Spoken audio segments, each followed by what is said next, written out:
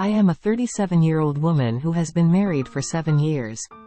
As I get older, it seems like everyone around me, including my friends and juniors, are getting married and living happily without any problems.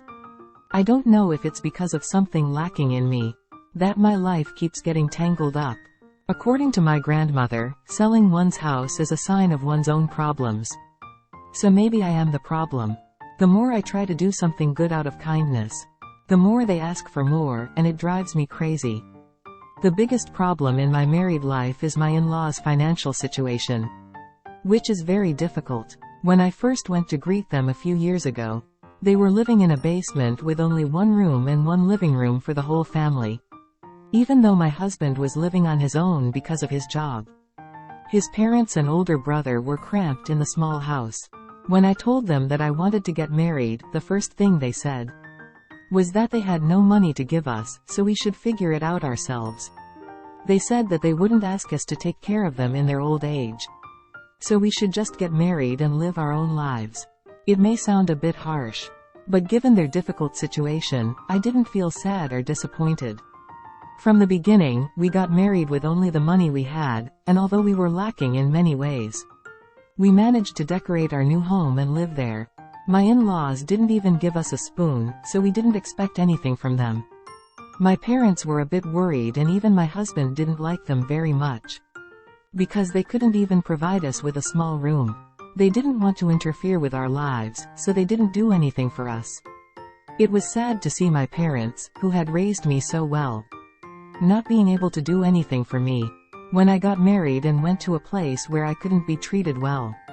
If you ask if my husband was able to earn a lot of money or had a lot of savings, the answer is no. He was a diligent employee of a good company and earned a decent salary, but his own family was too poor. The money he had saved up until then was only 20 million won. And even if we combined it with the money I had saved up from my job, we still couldn't afford to buy a house. In the end, we had to take out a loan from the bank and start our married life in a 15-square-meter-old apartment without an elevator. My husband was working for a stable mid-sized company, and his annual salary was just over 30 million won at the time of our marriage. I used to work in an office job at a small company, and I remember my annual salary was not even 25 million won, including bonuses. Even by the standards of that time, it wasn't a lot of money. But before I got married, I lived with my parents in their home, so I saved almost all of my earnings. I felt like I was starting my married life from scratch, even though we managed to get by with the little we had. After our wedding, we had almost no money left, and everything was very scarce. My in-laws came to our housewarming party once, but after that, they didn't visit us very often because they felt sad seeing how we were living. Despite working hard and saving money, we couldn't save much because we didn't earn much. We couldn't even afford to move to a better house because we didn't have enough money. So we had to extend our lease. Eventually, my parents, who couldn't bear to see their daughter suffer, offered to lend us money, and suggested that I quit my job and start a business. My husband and I had about 40 million won in cash at the time, but it wasn't enough to pay the deposit for a commercial space. So, my parents helped us with the interior and other expenses, but we had to pay them back with the profits from our business. Although it wasn't free, we were grateful for their help, because we couldn't have done it without them. We didn't know what to do at first, but then I noticed a new apartment complex being built about 20 minutes away from where I lived. Although the area wasn't fully developed yet, I thought it would be a good place to start a business. So, we opened a franchise chicken restaurant. And at the time, there weren't many other chicken restaurants in the area. As soon as we opened, we became very busy, because many people were moving into the new apartments nearby. However, it was difficult to find kitchen staff, and many of them quit. So I eventually asked my husband to quit his job and help me run the business. However, he refused because he preferred working at his company. He said that one of us should have a stable income in case the business failed. We paid back the money we borrowed from my parents in less than 2 years. And we hired part-time workers to help us when we were busy. Despite the challenges, we made a lot of money. A few years have passed, and now there are many businesses and chicken restaurants in the area. So the sales are not as high as they used to be. But I can still make about 15 million won a month as the owner's share. Although it's physically demanding to work from morning till dawn every day. It makes me happy to have money in my pocket. I started in an old apartment without an elevator, but now I have 2 nice houses in my name. And I can run my chicken restaurant without worrying about rent. Because I acquired the commercial space last year. When I had no money, I didn't even think about having a child. But after I bought my own house, life became more comfortable and happy, and my child was born like a gift. Whenever I see my child growing up so fast, I feel amazed and want to do everything I can for them. There's nothing to complain about, and if things continue like this, our family can live happily. However, when we got married, my in-laws said they didn't want anything. But as I started making money, they started asking for more and more. Of course, we tried to treat them well after we had some financial stability. Since I could live comfortably with what I earned, I gave my husband a generous allowance when he received his salary. And I also sent his parents a considerable amount of money. I put the rest of my husband's salary into a savings account. I replaced the old appliances in my in-laws' house with new ones. And as I mentioned earlier, I have 2 houses. One of which is a new apartment where my family lives. And the other is an 18 pyong apartment that I bought for investment purposes. It's not something that will move in a few years. So I let my in-laws live there for free. It's not a pretty place. But at least I'm fulfilling my duty as a daughter-in-law. However, since last winter, my in-laws have become noisy. My husband has a younger brother, who is not yet married and is turning 35 this year. Looking back, he worked at one job for a long time. And then worked part-time or temporary jobs to make ends meet while living with his parents. He tried to work at our restaurant, but he said the kitchen work was dangerous and hard. So he only came to work for a day and then never came back. It's a job that women can do, so I was disappointed. Anyway, I thought he would never get married because he didn't have a clear job. But suddenly last year, he said he had met a woman and was getting married. My husband felt sorry for his younger brother, who had been living like that for a long time. It has been 7 years since I got married and moved into this house. But my in-laws are still struggling to make ends meet, living day by day. There hasn't been any improvement at all. So when my younger sister-in-law announced her marriage plans, just like when we got married, we couldn't offer any help. In fact, at that time, my husband and I were both working steady jobs and working hard. But the only reason we were able to get married was because we had managed to save some money. I couldn't understand how my unemployed sister-in-law was planning to get married.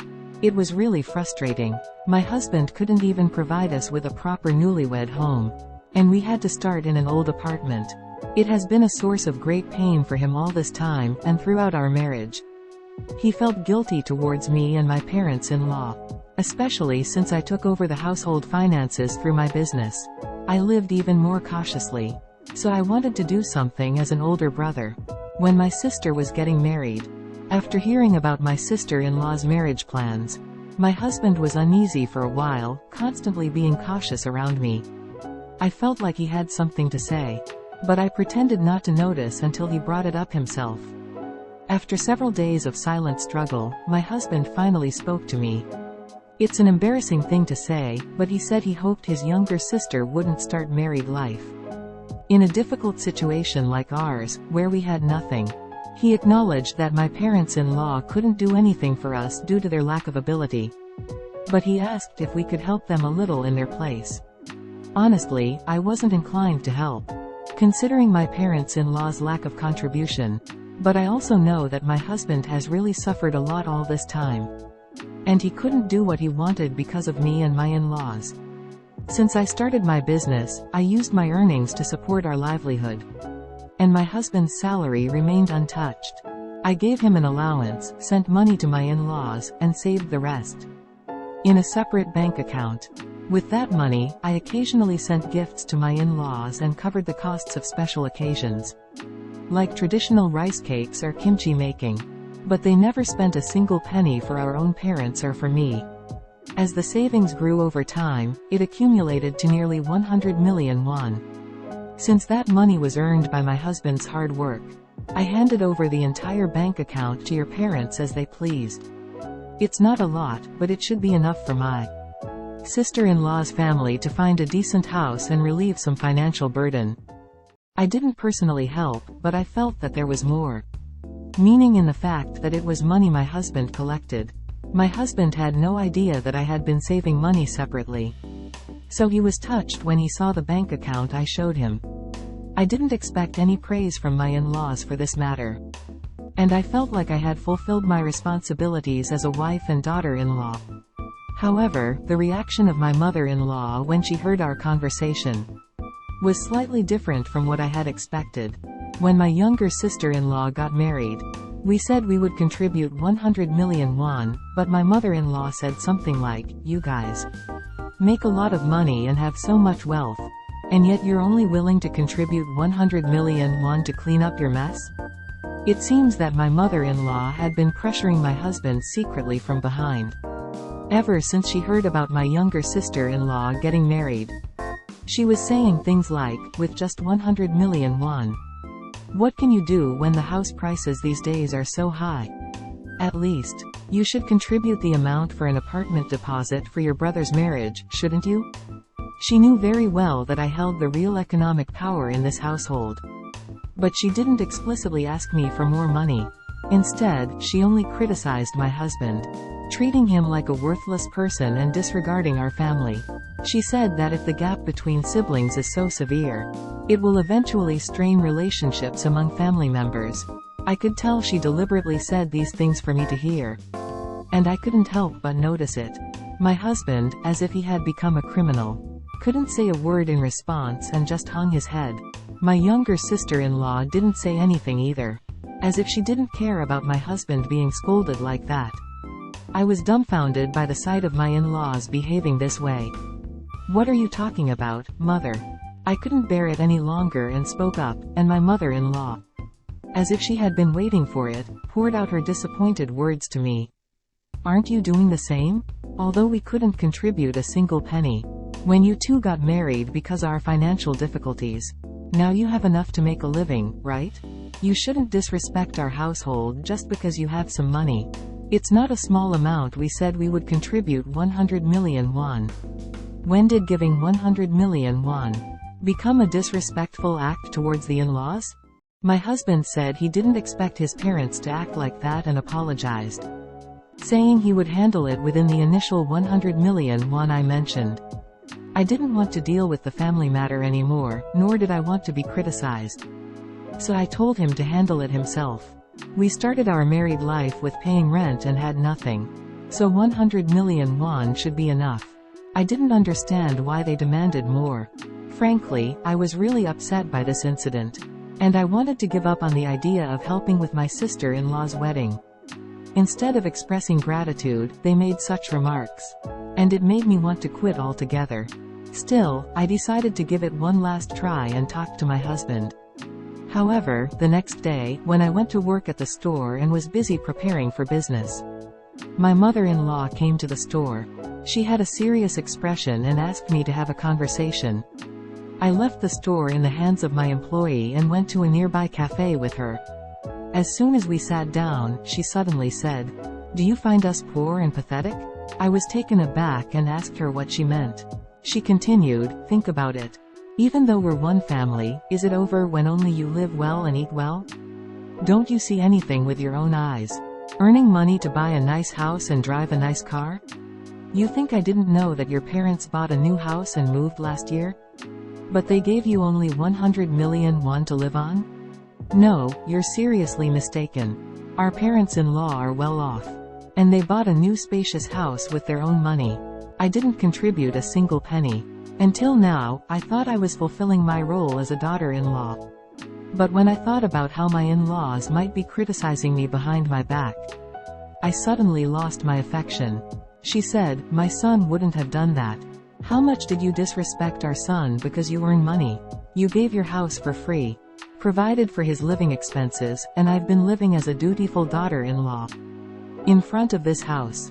What did you give me? You're pitying our child, so you bought a new house for your family. But all we get is a mere 100 million won? I was so frustrated. But I told her that she misunderstood. I never contributed a large sum of money separately to my in-laws. And even if I did, it shouldn't be an issue for her to criticize. I said, "Mother, what have I not done for you until now?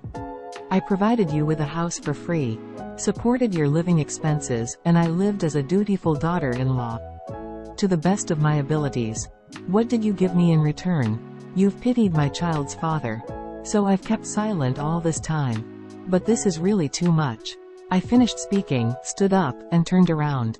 I spilled iced coffee on my back as if it were a scene from a morning drama. Since I was facing away, I had no idea what was happening. And when I felt a cool sensation on my back, I turned around to find that my clothes were already soaked. I tried my best to hold back.